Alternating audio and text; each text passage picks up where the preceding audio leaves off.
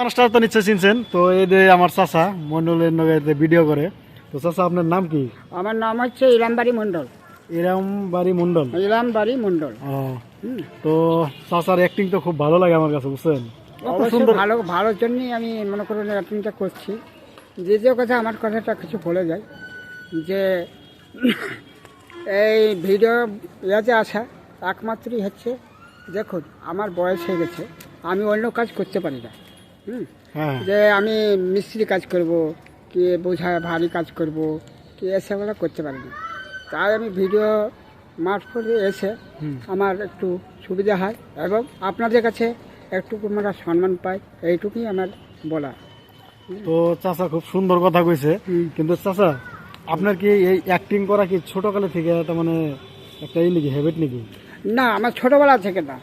ঘটনা হচ্ছে আমি মানুষের যখন ওরা ভিক্ষু করতে করতে যখন ভিডিওতে আসলো, তখন ধরেন যে আমি কিন্তু টুকটুকি ছেলে, আমি অত না হাইফাই ছেলে না, আমি গরিবের ছেলে, বুঝতে টুকটুকি চালাচ্ছেন।